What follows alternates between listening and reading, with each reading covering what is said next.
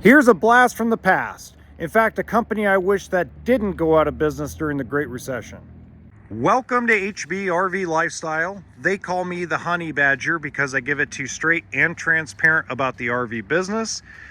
This is exciting. This is a really cool, amazing 27-foot Class A motorhome.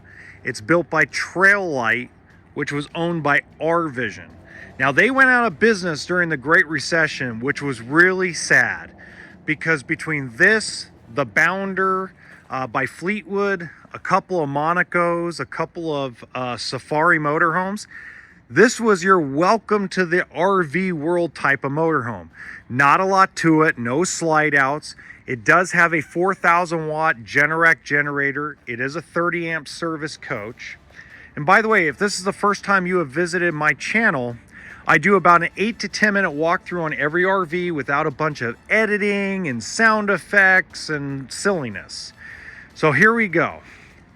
Now, you're probably wondering, why am I filming an almost 24-year-old motorhome? Well, first off, it's in really good shape. It's very rare that I don't find one that has a ton of water damage and a ruined roof. The lady that put this on consignment with me, she actually took okay care of it. Her husband passed away, so she hasn't used it in a couple of years. So we went through it. We made sure everything worked. My detail guys cleaned it up, and it looks fabulous. It has, now, there are downsides to these older motorhomes. Let me start with one of the downsides real quick. The downside is the split windshield.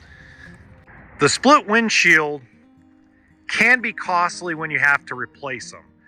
Now, in this case, it doesn't have any cracks, no stars, anything of that nature. The Workhorse chassis, for those of you that don't know, has a Chevy motor, not the Ford, and has an Allison transmission. Now, this is an old school water heater, but this is a 10-gallon hot water heater, propane only. It doesn't have an electric element to it, but it is direct start ignition, so it will have an igniter through a button, so you don't have to come out and light it. Same with the propane electric refrigerator. You can tell by the way this is vented, it is propane electric. Let's see if we have any battery in this. Yeah, we don't. That's okay.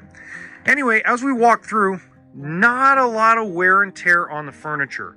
Now, there are stains in the carpet, mud, things of that nature. We shampooed it, but whoever buys this is gonna gut the carpet anyway and probably redo the furniture, even though it's in good condition.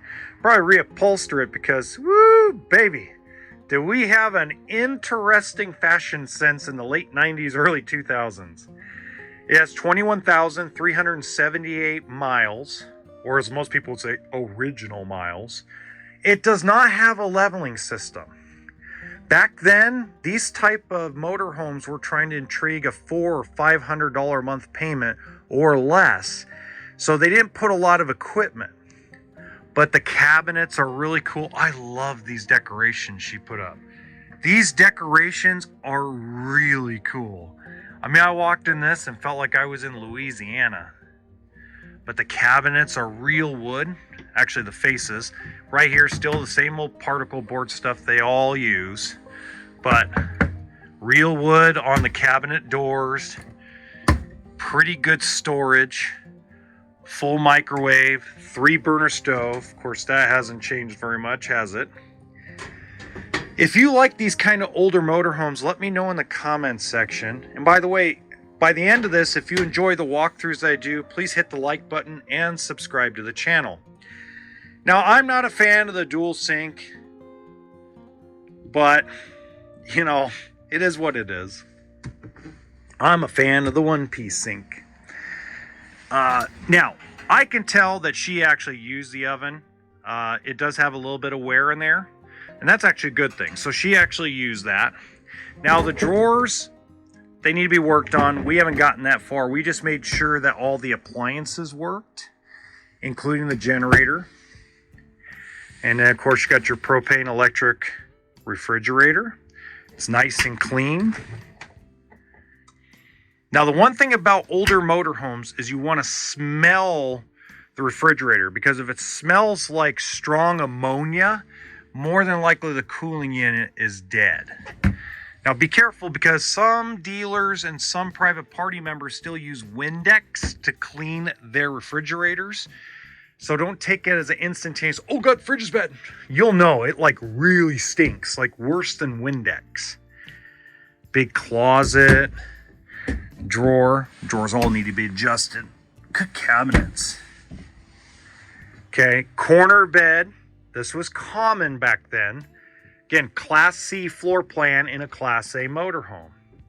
And then you got your bathroom. You got your toilet, your sink, all the decorations. I mean, they were really into jazz music. This is really, really cool. So it sleeps up to 4 people, because that does fold down into a bed. But reality, it's a small couples unit.